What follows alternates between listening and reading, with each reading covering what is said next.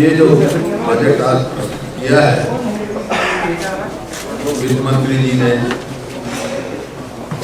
ये बहुत लंबा उनका भाषण था।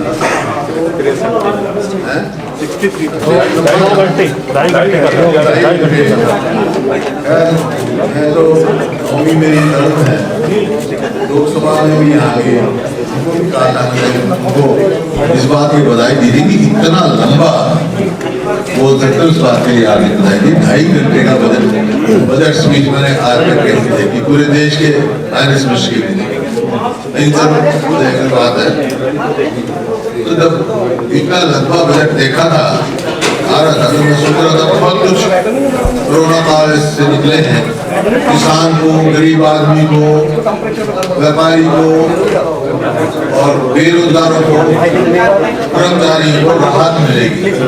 आजकल जो कोरोना के लिए लड़ाई लड़ी, जो कोरोना वॉरियर थे, जो उनको वायदा किया था कि उनको तनख्वाह देंगे, उनको बहुत राहत मिलेगी, लेकिन कोई चर्चा नहीं। बात यह है, खोदा पहाड़ निकली दुनिया, बजट का निष्कर्ष है। ये एक किस्म से गवर्नर एड्रेस की तरह पड़ा, बजट की तरह, more of a governor address then budget. लेकिन इतना लंबा बजट स्पीच भी विजन कोई विजन नहीं है, सिर्फ प्रयास किया गया लोगों को कंफ्यूज करने के लिए, जगलरी ऑफ वर्ड्स, फिगर्स, तो कंफ्यूज करने के लिए किया गया। अब जब कभी चर्चा की, इन्होंने खुद ये कहा कि भाई इन्वेस्टमेंट पुल जब से हमारी सरकार आई है 24,000 करोड़ की आई है और 32,000 को एम्प्लॉयमेंट मिली है। लेकिन वो कहाँ गई बात हैपनिंग इन हरियाणा, जहाँ ये लिखा था 5,47,000 या 87,000 के MOU साइन हो गए और 2 लाख आदमी को रोजगार मिलेगा। अब आगे कितना रोजगार नहीं पाएगी, कितनी इन्वेस्टमेंट आएगी, ये कोई विजन जैसे मैंने कहा नहीं है इनकी। ना तो जो ओल्ड एज पेंशन है, जो वायदा था इनका 5100 तो घोषणा पत्र में JJP का था और 3100 शायद 3100 BJP का था। 2,250 से लेके 250 रुपए बढ़ाया है। महंगाई कितनी बढ़ गई ये भी अंदाजा है। और हम सोचते थे कि कुछ ना कुछ रियायत दी जाएगी। मैंने बार बार कहा था कि कम से कम डीजल में जो स्टेट का वैट है, जो हमारे समय में था उससे दुगना ये कर चुके हैं, उसको तो कम करो ताकि किसान को राहत मिले। आज किसान की लाल पट्टी तो बजट में दिया हुआ मुख्यमंत्री आपको, आपका एजुकेशन है, जो आपने कहा चर्चा, एजुकेशन है, कृषि है, इसका बजट कम किया गया।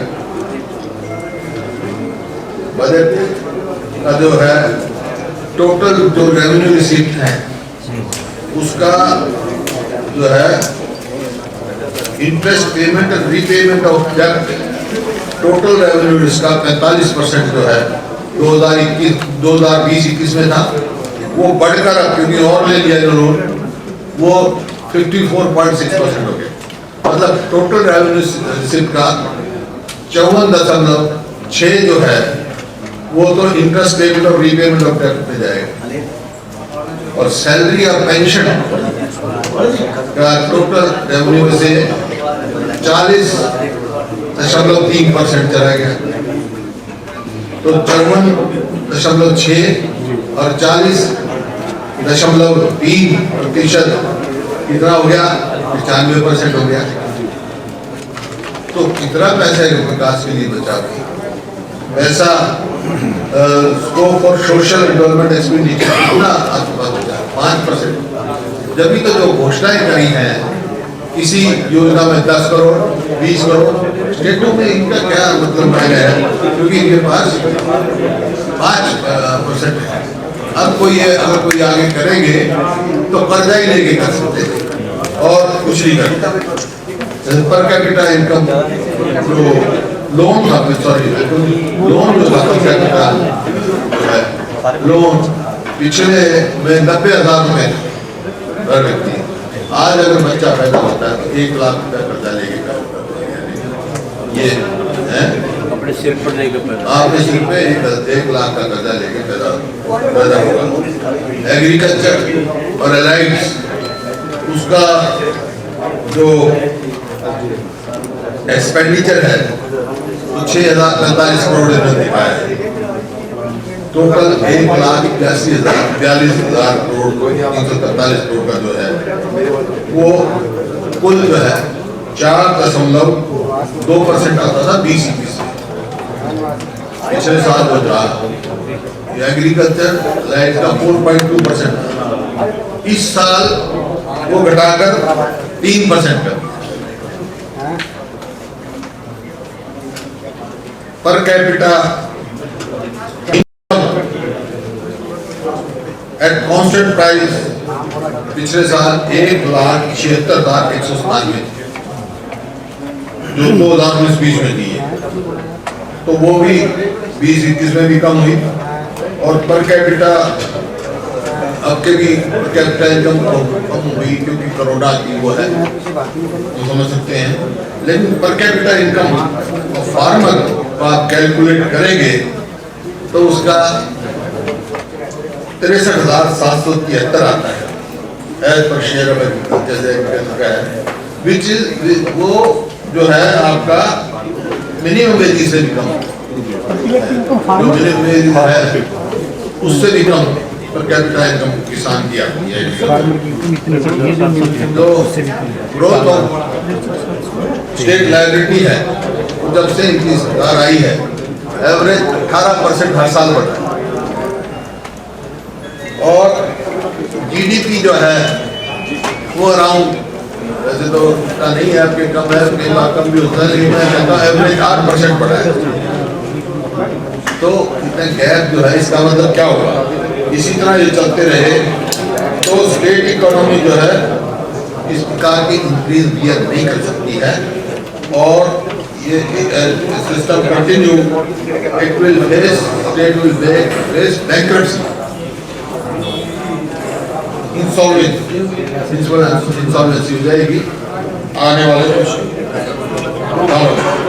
एजुकेशन जो इन्होंने कहा है, अगर आप देखें तो एग्रीकल्चर वाले मैं एक बात वेरीफाई करना चाहता हूँ। जब मुख्यमंत्री जी गवर्नमेंट जॉब दे रहे थे तो मैंने कहा था भाई एग्रीकल्चर पे हमारे समय में टैक्स था, फर्टिलाइजर अब 5% टैक्स लगा, और पेस्टिसाइड पे 12% और 18% तक का टैक्स लगा है। तो मुख्यमंत्री ने कहा नहीं सब पे 5% है, ये रिकॉर्ड की बात है। 12% आप देखें पेस्टिसाइड पे, जिंक पे 12% और पेस्टिसाइड जिंक पे 12% और पेस्टिसाइड पे जो है 18% बढ़ा। और जो आपका लेबर रेट है 205 से 347 रुपये पहुँच गया। तो कितनी महंगाई का सामना इसको करना पड़ा है। एग्रीकल्चर का एजुकेशन का जो आपने कहा, एजुकेशन का कहा है मैंने कि बजट बढ़ा है, एक्चुअल में उसका है बजट एग्रीकल्चर का, सॉरी एजुकेशन का, क्योंकि एजुकेशन में इन्होंने अपने टेक्निकल एजुकेशन जोड़ दिया। तो पिछली बार जो बजट था उसमें एजुकेशन का भी बजट घटा, टेक्निकल एजुकेशन जोड़कर वो बड़ा है। उनके पेज पे है उनका स्पीच का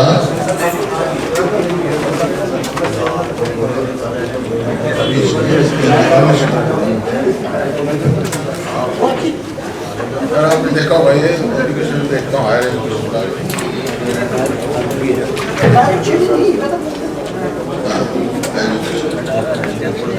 एजुकेशन में है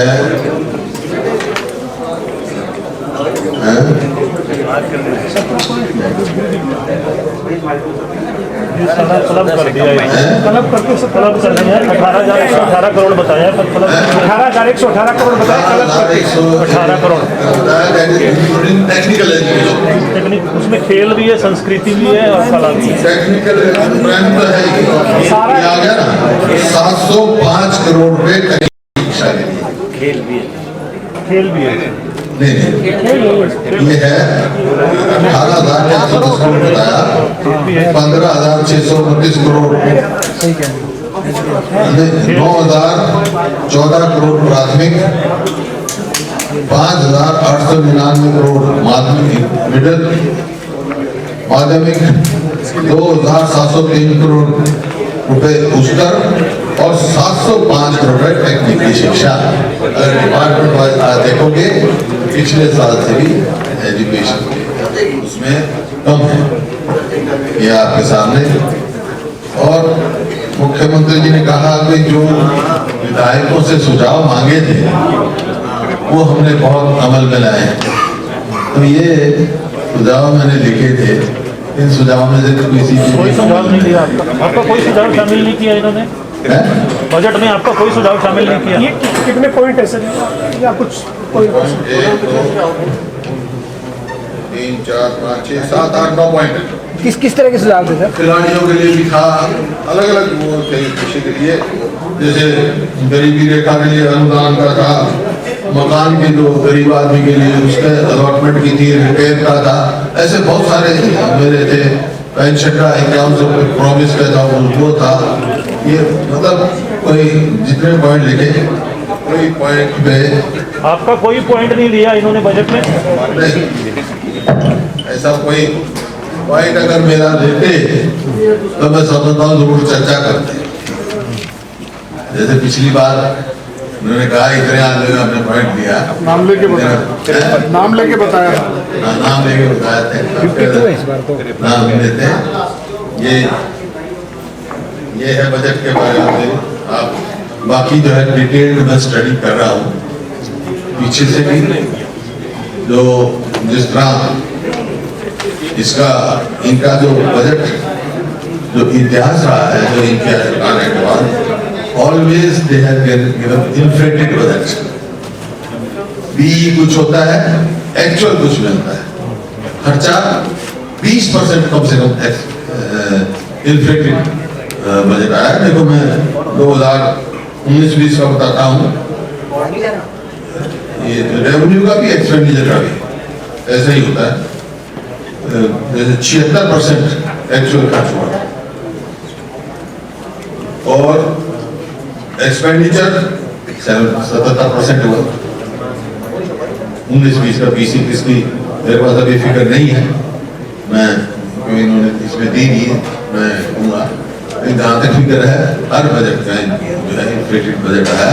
और ये भी जो बहुत दावा किया गया कि इतना बजट बढ़ा के दे दिया हमने, ये इन्फ्लेटेड बजट है। जब अगले साल बजट आएगा असलियत आ जाएगी, जैसे पिछली बार हर बारी आती रही। तो इन्फ्लेटेड बजट जो है वो प्रदेश के हित में नहीं होता। खाली बजट स्पीच में ताली बजवा दो और चले जाओ, उससे आम आदमी यानी राहत किसी को नहीं दी गई।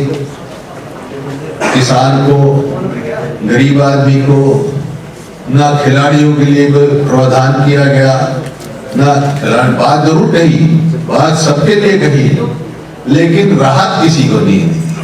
जो और जैसे पंजाब ने बहुत सारे राहतें दी हैं और जगह बहुत दी हैं, लेकिन एम्प्लॉइज की कोई वो नहीं। अब ये जो जेजेपी का तो वायदा था पंजाब का, वो देंगे हम पंजाब के बराबर, उसका खर्चा ही नहीं है। तो एक ही बात कह सकता हूं मैं, बजट जो है निराशाजनक और जो आशा थी वो निराशा बदल गई। लोगों की थी भाई कोरोना से निकले हैं, अभी कोरोना खत्म नहीं हुआ है, किसान वहां पर बैठा है, अपने दिल्ली बॉर्डर पर। एक आपके माध्यम से मैं अपने सभी किसानों से अपील करना चाहता हूँ कि जैसे अखबारों में खबर आती है कि कोई अपनी खड़ी फसल चला रहा है या कोई सुसाइड कर रहा है, तो मेरा ये है कि किसान ये काम न करें, इससे देश का नुकसान होता है। खड़ी फसल बच्चे की तरह की ना जाए। हाँ, आंदोलन शांति प्रिय ढंग से सबका अधिकार है, शांति प्रिय ढंग से आंदोलन किया उन्होंने, लेकिन स्वयं का भी नुकसान करें, देश का भी नुकसान करें, ऐसा ना।